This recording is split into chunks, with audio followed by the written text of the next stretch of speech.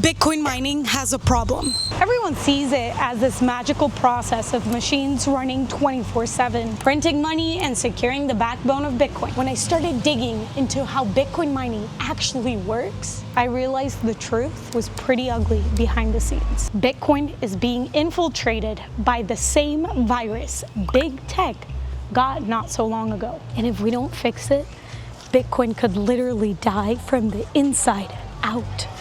In the beginning, if you wanted Bitcoin, there was no exchanges. There was no Coinbase charging you 3.99% in fees. No kill your customer crap. No in-betweeners. If you wanted Bitcoin, there was only one way to get it. You had to mine it yourself. Or if you were crazy enough, meet a random Bitcoin dealer and buy Bitcoin directly from them. From 2009 to 2010, Bitcoin mining was like a digital treasure hunt, open to anyone, anywhere. Every 10 minutes, a new block appeared, and whoever found it first received 50 Bitcoin. Those coins were pure, untainted, untraceable, unlinked to your identity.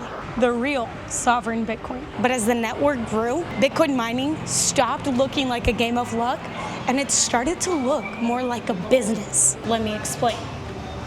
In Bitcoin mining, it's not computers trying to guess a really hard math problem. It's a guessing game. Imagine you walk outside and you see a glowing block floating in the sky. Inside that block, there's a secret number. You guess it right, you get 50 Bitcoin. You guess it wrong, you get nothing. That's what we call solo mining, where only one player tries to mine the block on its own. But then your neighbor says, Oye, ¿y si adivinamos juntos y compartimos el premio? And suddenly you're guessing twice as fast. She finds the next block, we both split the reward. And that's the birth of what we call mining pools. More miners, more power, more predictable results. It worked perfectly until it didn't, because as more people joined, they realized something. Those who control the machines controls the game. And that's when everything changed. As pooled mining grew, something weird happened. What used to feel like a lottery became predictable, like a business model. If you can mine a Bitcoin for less than the electricity and the hardware that it cost, you basically had a money printer. And when people realize they can print money, they don't stop, they scale. Soon, garages turn into warehouses. Miners turn into corporations. And Bitcoin's homegrown hobby turned into an industrial arms race. But here's the plot twist most people miss. The real winners weren't the miners. They were the people building the machines. These machines were called ASICs, application-specific integrated circuits. ASICs are just chips. They're these tiny little processors built with one purpose: to mine Bitcoin. ASIC miners are the boxes that hold them. And inside here, there's racks of metal with the chips. So when a company controls the chips, they control the entire industry. So here's where it gets dark. 3 companies dominate in the whole production of the ASIC chips. You got Bitmain, WhatsMiner, and Canaan. Bitmain is Antminer. They make 80% of the production, and it's coming from China. You got WhatsMiner from MicroBT. They make 13% from China. You got Canaan, which is Avalon, and they make 6%. They're not from China, but they're from Singapore. That's a whopping 93% from one country, China. Almost all total control. But wait, there's more. Can you guess what these companies do with that much control? They don't sell their chips to anyone. They lock them inside their own machines. Don't lose me, because the drama goes deep. Bitmain and MicroBT, their machines are black boxes. You can't inspect their firmware. You can't verify what they're doing. You just have to trust them, which is insane for a trustless system. The crazy part is, history shows why this is so scary. In 2017, Bitmain was caught using something called ASIC Boost, a secret feature that made their miners 20% more efficient than anybody else's. Ever heard the saying, timing is everything? Well, during that exact same time, Bitmain was fighting against Bitcoin's SegWit upgrade.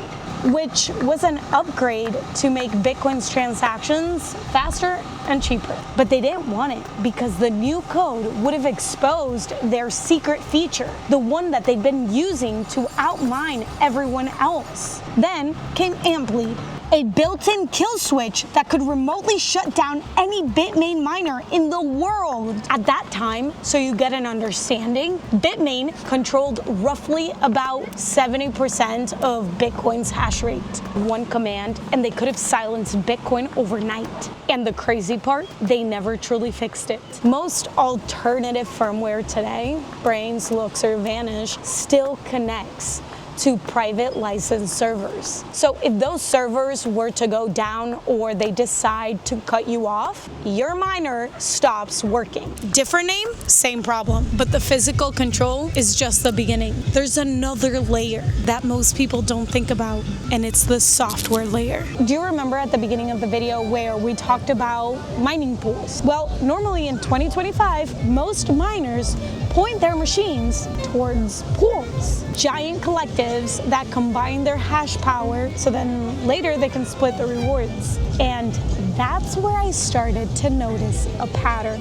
The deeper I looked, the less decentralized it was. You see, Bitmain doesn't just build miners. They also run one of the biggest pools on earth, Antpool. And it gets worse because Antpool is white labeling their services. Meaning, if you dig into the data and you study the block's fingerprints, the Merkle tree, the template, you'll notice something very strange. And as you can see right here, they're all lining up together.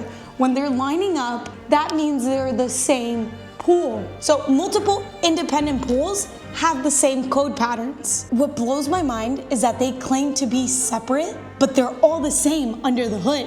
They're all Antpool. On paper, Antpool controls about 17% of Bitcoin's total hash rate. But when you add and friends, that number climbs a lot closer to 30%.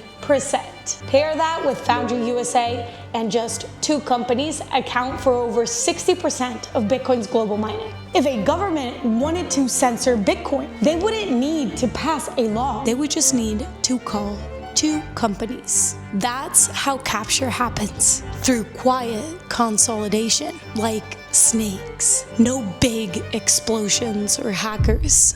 But here's what actually made me stop. What if this playbook isn't new anymore? What if we've seen this in a different industry? Apple built the iPhone, but slowly closed every single door around it. Do you remember before the iPhone where you can actually remove the battery from your phone? You know, like those old Nokias? Now, you don't own your phone, you rent permission to use it. Your apps, your freedom, your iCloud storage, all behind Apple's walls. And now Google, they're using the same blueprint. And starting next year, Android developers are going to have to verify their identities just to distribute apps, even outside the Play Store. They say it's about safety, but what it really ends is privacy. It's the same story every single time. A system starts out open, and in the name of security, they close. And Bitcoin's mining layer isn't as immune as we thought. Do you remember the old saying, if your pool is too big, just switch? Well, that doesn't work anymore. Today's massive public miners have multi-million-dollar contracts with their pools. Technically, switching means lawyers, downtime, and lost revenue. So when one pool crosses 51%, it doesn't necessarily mean that they have to be a bad actor. It could just be momentum. Sorry to break it to you, but power doesn't care if it's accidental or intentional, because once one single player controls most of the hash rate, they decide which transaction gets confirmed and which one quietly disappears. That's what a 51% attack really looks like.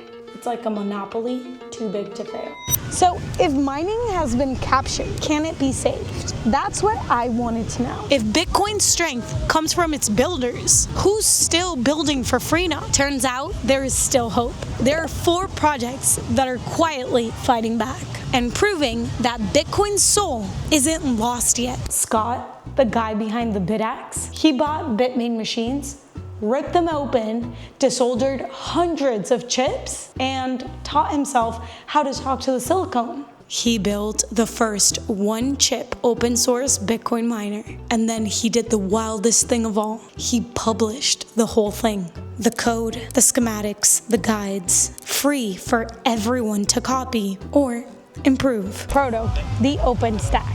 They are designing their own Bitcoin mining chips from scratch. They still rely on Samsung and TSMC to produce the chips, just like every ASIC maker. But here's the difference. Proto is publishing an entire manual on how to use the chips. They're open sourcing the firmware, the control software, and the entire communication protocol.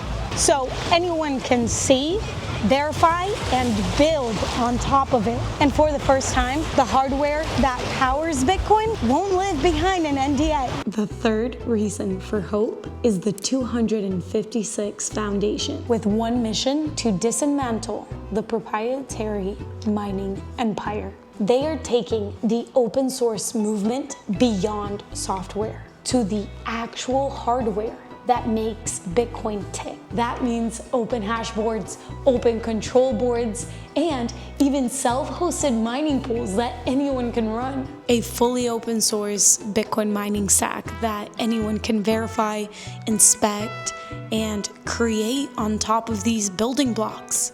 Because when you can see how everything works, you can trust that nothing is being hidden. And finally, there's Ocean. Well, not that Ocean. It is founded by Luke and Mark. It is the world's first non-custodial mining pool, meaning miners get paid directly from the block reward. No company wallets, no middleman, no censorship. It is the antidote to the quiet consolidation we saw earlier. Because Bitcoin will always be under attack, but the people who run code, the people who run a node, who run miners, they are the last line of defense between freedom and capture.